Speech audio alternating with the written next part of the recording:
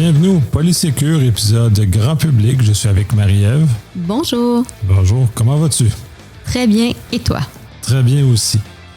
Cette fois-ci, nous allons parler d'un fait que tu as vu dans un article finalement, qui est c'est un câble d'iPhone qui permettrait de voler de l'information. Donc, ça a chatouillé ta curiosité, puis je pense que c'est un sujet de très grand intérêt. Donc, je vais te laisser amorcer avec ta question. Oui, effectivement. Donc, en lisant cet article-là, on dirait que j'avais oublié qu'il y avait des menaces de base avec des articles physiques. On parle tellement de cybersécurité un peu comme une menace invisible ou qu'il faut avoir des skills de programmeur qu'on voit pas arriver dans nos ordi ou je sais pas. Là, en tout cas, pour moi, c'est une expertise qui n'est pas tangible. Que là, quand j'ai lu cet article-là, non, c'est vrai, à la base, il y a des moyens très, très simples avec des éléments physiques d'aller voler des données. Donc, je voulais qu'on en discute. Donc, par rapport au fil que j'ai vu, en fait, c'est un fil tout simplement pour charger son iPhone avec le cube qu'on connaît tous pour charger l'iPhone. Mais il y avait une espèce de module à l'intérieur qui permettait de voler les données. Est-ce que tu pourrais nous expliquer si c'est bien ça que j'ai compris? C'est effectivement ça que tu as compris, le câble. Il y a des câbles USB aussi pour Android. Il y en a pour plusieurs autres plateformes. Celui-ci a été développé pour les iPhones. Il permet justement, il a mis une chip parce qu'on est capable d'avoir des processeurs très, très petits. Il est intégré à même le câble ou à même la prise du câble. Donc, de toute apparence, quasi invisible. Donc, on a l'impression qu'on a un vrai câble dans les mains quand dans les faits, ce câble-là. Je pense que ceux que tu parles même peut diffuser par Wi-Fi en plus. Fait que c'est encore pire. Et qui est capable de relayer l'information par Wi-Fi, quelqu'un qui est quand même pas très loin, mais capter l'information qui émane de j'ai pas analysé le câble spécifiquement parce que il y en a plusieurs qui existent sur le marché. Donc, celui-là, parce que ça t'a saisi. Mais il existe depuis longtemps ce qu'on appelle les keyloggers, c'est-à-dire des bidules qu'on insère entre l'ordinateur et le clavier, qu'ils soient USB ou PS2 pour les plus vieux ordinateurs, qui étaient justement là pour capturer l'ensemble des touches qui sont saisies sur l'ordinateur. Donc, l'information la plus intéressante, le mot de passe, par exemple, est saisi de cette façon-là. Donc, on est capable de les capturer. Fait que ces périphériques-là existent depuis longtemps. J'ai eu à l'utiliser dans plusieurs cadres professionnels, dans de tests de sécurité qui avaient été mandatés par des clients. Donc, on avait fait des démonstrations comme ça juste pour vous montrer, frapper l'imaginaire à quel point on ne s'attend pas à ce qu'on puisse se faire capturer nos informations de cette façon-là aussi. Ultimement banal, le keylogger USB est peut-être la moitié de mon petit doigt. Là. C'est minuscule, ça s'insère entre les deux. On ne le voit pas. De toute façon, dans le temps où on avait des tours, on avait très peu de portables. C'était très facile à mettre en œuvre, puis on avait quand même accès à beaucoup d'informations à partir de là. Les choses ont migré. Maintenant, on est rendu avec des appareils mobiles, on est rendu avec des claviers intégrés, donc c'est un peu plus difficile d'avoir des composants physiques qui font ça. Mais il demeure que c'est le cas du câble iPhone Lee. On a des équivalents Android, comme je mentionnais. Donc, on a cette capacité-là de pirater et pas dans les mains de grands pirates sophistiqués, mais dans dans les mains de monsieur et madame tout le monde. Et là, ça devient problématique, à mon sens, parce qu'il y a beaucoup d'enjeux éthiques associés à cette utilisation-là, parce que si on met ça dans les mains d'un cadre légal, donc dont par les policiers, par exemple, quand ils ont un mandat légitime et ainsi de suite, on peut comprendre la manœuvre.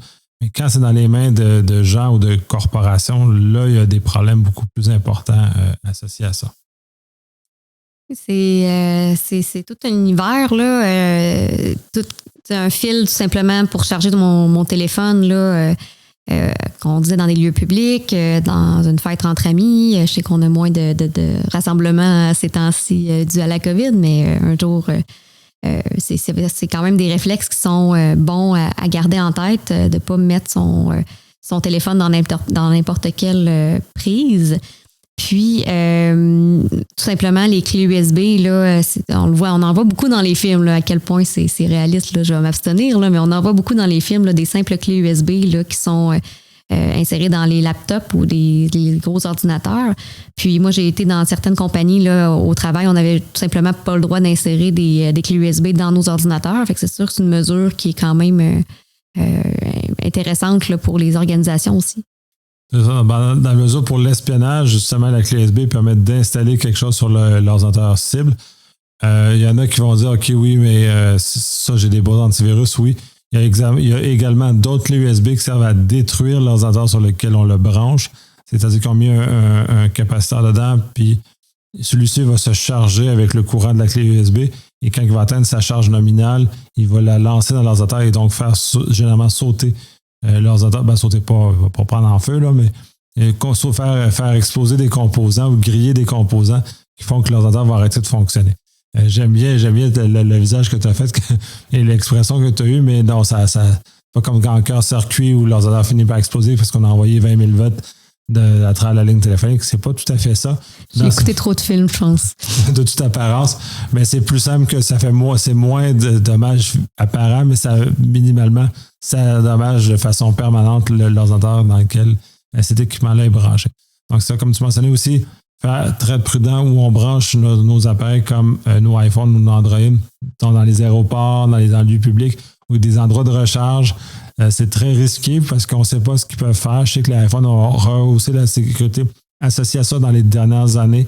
C'est pas parfait, fait qu'il faut faire quand même attention. Android, je suis un peu moins familier. Si on fait des manœuvres, j'ai vu des exemples qui étaient très faciles où ils cassaient littéralement les mots de passe par essai-erreur de façon automatisée, juste en branchant un fil. Donc, j'imagine que ça doit être encore très possible sur la plupart des modèles Android. Donc, ça ne serait pas exclu qu'une personne puisse venir à casser le téléphone. Et l'autre aspect important, ce que pour moi, il me semble très important face à ça, puis j'en ai fait une petite allusion, c'est l'espèce d'invasion à la vie privée qu'on a à l'intérieur de ça. Autant au niveau des compagnies, puis ça, c'est encadré par la loi, autant au niveau personnel, on le voit malheureusement dans certains couples dysfonctionnels. Un des deux personnes du couple vont utiliser des moyens comme ça. Ça en est un ou d'autres, des espions logiciels en français ou des spyware qui vont être installés sur les appareils de l'autre conjoint pour espionner leur vie. Ces appareils-là vont servir aussi, puis c'est là où ça devient beaucoup moins éthique et j'ai personnellement beaucoup de difficultés à voir qu'est-ce qu'on peut tirer de ça, autre que du fait que de nuire à un autre être humain de façon, à mon sens, relativement gratuite, là. C'est un volet qui est intéressant, là. On pense tout le temps aux malveillants hackers qui vont vendre nos données ou exposer nos plus gros secrets sur la place publique, mais ça peut être aussi à petite échelle, nos conjoints, nos amis, notre famille. On ne sait jamais des fois à quel point qu'on peut fâcher quelqu'un, puis c'est une façon relativement facile de, oui, espionner quand même les gens proches de nous. Fait que c'est sûr que ça porte à réflexion, là, tout ça quand même, là. Puis, pour avoir déjà travaillé dans le domaine du commerce de détail, il y a quand même aussi des choses que j'aimerais pointer pour ne pas oublier qu'on a aussi la bonne vieille arnaque de cover sur notre terminal Interact quand on passe notre carte là, ou qu'on passe notre puce maintenant. Là. Mais il y a encore si on a un cover un peu louche là, sur notre machine Interact, s'abstenir, les machines on appelle les distributeurs automatiques, les ATM, qui sont plus accessibles là, des fois dans la rue ou dans certains commerces. Mais aussi les stations-service là, qui ont des paiements à la pompe, là, ça peut arriver là, qu'il y ait un malveillant qui ait installé un système par-dessus pour cloner vos cartes et vos informations. Oui, on le voit souvent, mais là, on revient toujours dans un spectre de gestes malveillants juste pour simuler ce qu'on a déjà. Donc, tu parlais d'un câble en entrée de jeu. Les clés USB, mettre par-dessus un clavier de guichet automatique ou de paiement à la pompe, justement pour aller récupérer l'information pour frauder les gens. Et dans ce cas-ci, là, on est vraiment dans ce spectre-là de fraude, de vol d'argent.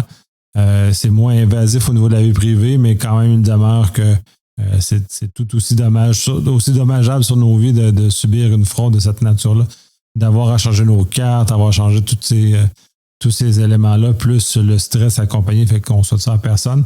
Malheureusement, notre régime législatif au Canada n'est pas tout à fait à la hauteur de protéger le citoyen et le consommateur. On a quand même un certain fardeau sur lequel on porte, donc c'est un peu plate, ce genre de choses-là. J'espère que les choses vont évoluer avec le temps, justement, pour enlever ce stress-là, parce que c'est quand même important. Puis on mentionnait, puis là, moi, j'aurais bien ce que je disais, c'est qu'il ne faut pas non plus avoir nécessairement douté de tout le monde autour de nous sur la base de ce qu'on dit.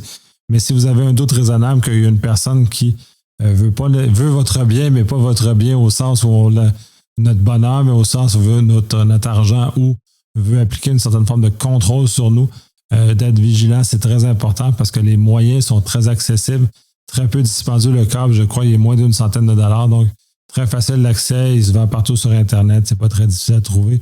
Donc, ces personnes, quand on a moindrement un peu d'intention puis un peu de malveillance, c'est très facile justement d'éveiller notre regard. Même chose pour les guichets automatiques ou les pompes à essence. Soyez vigilants, voir si vous voyez quelque chose d'anormal, voyez ce qui ressemble à quelque chose qui a l'air d'être par-dessus qu'est-ce que vous verrez normalement d'un guichet. Normalement, la plupart des guichets qu'on utilise, comme moi dans mon cas, sont relativement toujours les mêmes. Donc, si il y avait un geste comme ça, je le verrais parce que le clavier aurait une forme différente ou une texture différente. Donc, à ce moment-là, justement, d'éveiller mon soupçon. Oui, effectivement. Puis, en cas de doute, pose la question au commis. Les gens sont là pour répondre à nos questions. Puis, il n'y a pas de, comme ils disent, il n'y a pas de questions niaiseuses. Moi, ça fait le tour des questions que je voulais te poser aujourd'hui là, par rapport aux menaces avec les outils physiques disponibles sur le marché. Est-ce que tu aimerais rajouter quelque chose, Nicolas Lake? Pas sur cela. On a fait un premier tour des objets qui me sont les plus familiers, qu'on voit le plus régulièrement sur le marché. Soyez juste vigilants, soyez ouverts, éveillés. Puis après ça, vous êtes au moins minimalement capable de vous protéger contre ces gestes-là. Et c'est toujours étonnant à quel point il y a des gens dans notre entourage qui, malheureusement, des fois, veulent pas nécessairement juste notre bonheur, mais des fois, ils cherchent à appliquer des choses qui sont pour nous un peu plus néfastes. Malheureusement. Donc, si jamais vous avez des questions, des suggestions, des menaces physiques qu'on n'aurait pas pensé, gênez-vous pas de nous contacter sur les réseaux sociaux pour nous soumettre vos suggestions. Puis, sur ce, je vous dis à la prochaine. À la prochaine.